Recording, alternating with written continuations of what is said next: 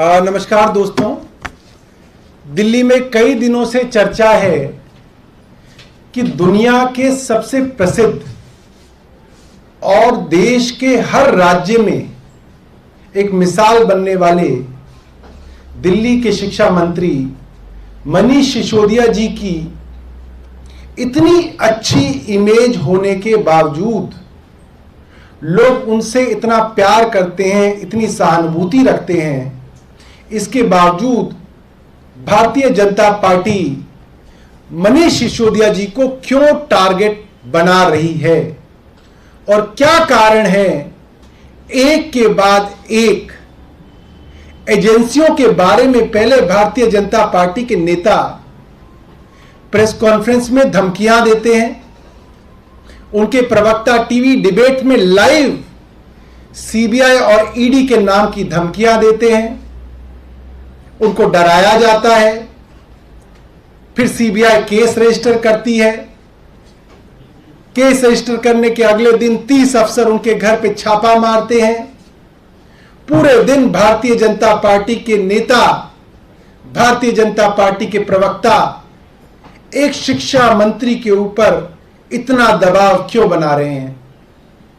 Bharatiya Janata party और प्रधानमंत्री कार्यालय क्या चाहता है। आज मैं आप लोगों के माध्यम से देश के लोगों को कुछ बताना चाहता हूं। मेरे प्यारे देशवासियों, भारतीय जनता पार्टी की केंद्र सरकार क्या चाहती है। केंद्र सरकार चाहती है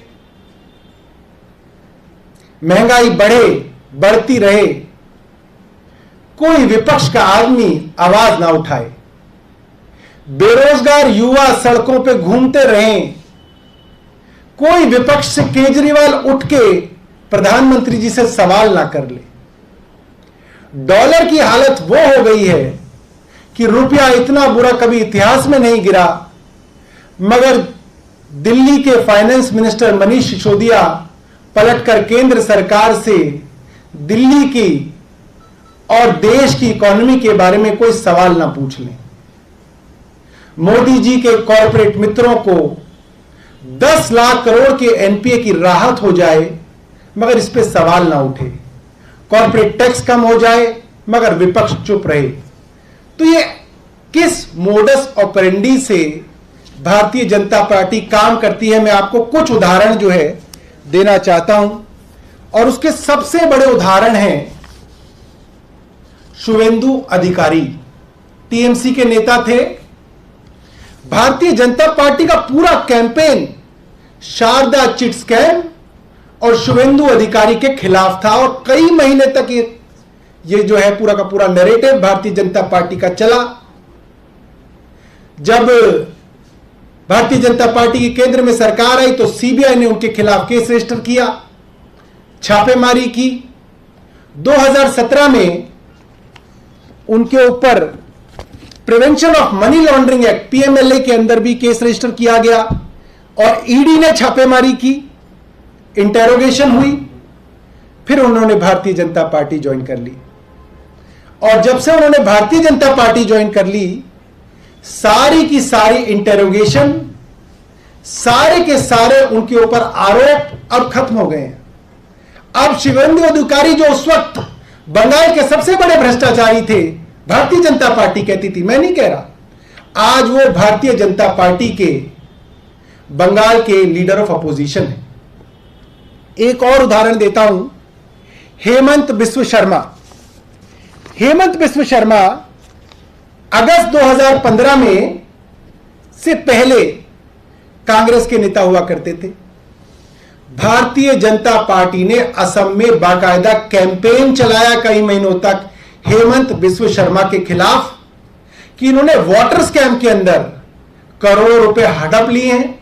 भारतीय जनता पार्टी ने बाकायदा बुकलेट निकाली हेमंत बिस्व शर्मा के नाम पे कि इनसे बड़ा भ्रष्टाचारी कोई नहीं हो सकता, और पूरी कैंपेन हेमंत बिस्व शर्मा के खिलाफ थी। और यह मामला यहां तक बढ़ा कि अमेरिका की गवर्नमेंट ने भी इस मामले के अंदर केस दर्ज किया और अमेरिका की गवर्नमेंट ने भी यह कहा कि इसके अंदर किसी मंत्री को पैसे दिए गए हैं और भारतीय जनता पार्टी कहती थी कि वो मंत्री हेमंत बिस्व शर्मा हैं। और आज हेमंत बिस्व शर्मा असम में भारतीय जनता पार्टी के मुख्यमंत्री हैं।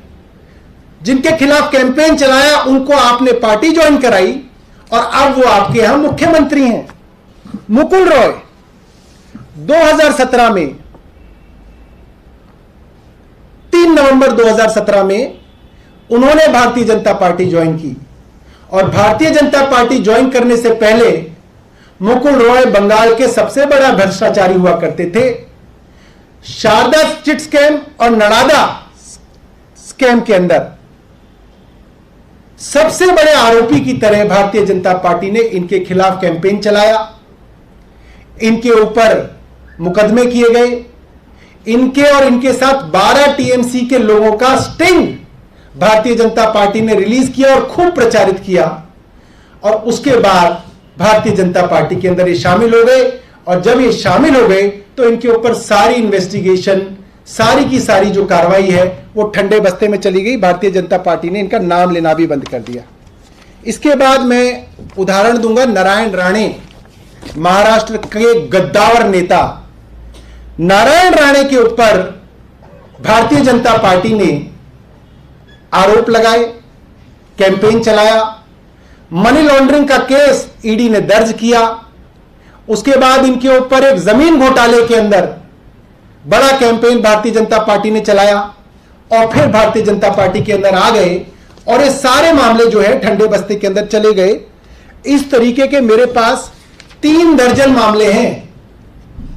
क्या तो वो मुकुल राय हो, क्या वो सुखराम जी के बेटे अनिल शर्मा हो जिनके खिलाफ फर्स्ट टेलीकॉम स्कैम में भारतीय जनता पार्टी ने कई सालों तक कैंपेन चलाया, चाहे वो पेमा खुंडू हो जिनको आज अरुणाचल प्रदेश का मुख्यमंत्री बनाया हुआ है, उनके और उनके साथ कई साथियों के ऊपर भारतीय जनता पार्टी ने कैंपेन चलाया कि वहां के तत्कालीन मुख्यमंत्री ने जब सुसाइड किया था तो इनके बारे में कई बातें लिख के वो मरे थे और इनके ऊपर कैंपेन चलाया। फिर ये भारतीय जनता पार्टी में शामिल हुए और फिर भारतीय जनता पार्टी ने इनके बारे में कुछ भी कहना बंद कर दिया। इसके अलावा Baijayant Panda, money laundering, violation of foreign exchange management act के अंदर भारतीय जनता पार्टी ने इनके ऊपर आरोप लगाए। जब ये भारतीय जनता पार्टी के अंदर 2019 में शामिल हो गए तो जांच ठंडे बस्ते में चली गई। पुरुषोत्तम सावरिया, इनके ऊपर गुजरात के अंदर इरिगेशन स्कैम में पूरा का पूरा कैंपेन चलाया, मुकदमे किए, दबाव बनाया। 2019 में इन्होंने भारतीय जनता पार्टी ज्वाइन कर ली, सारी इन्वेस्टिगेशन ठंडे बस्ते में। शुभेंदु अधिकारी आपको बता चुका हूं। और इस तरीके से दर्जनों ऐसे बड़े बड़े नेता अलग अलग राज्यों में रहे हैं जिनके खिलाफ भारतीय जनता पार्टी की सेंट्रल लीडरशिप ने एक कैंपेन चलाया, ईडी और सीबीआई से मुकदमे दर्ज कराए, उनके घर और उनके साथियों पर छापे डलवाए, उनको बदनाम किया और उसके बाद वो जब भारतीय जनता पार्टी में आ गए तो वो दूध से नहाकर भारतीय जनता पार्टी की वॉशिंग मशीन में धुलकर बिल्कुल साफ सुथरे बाहर निकले।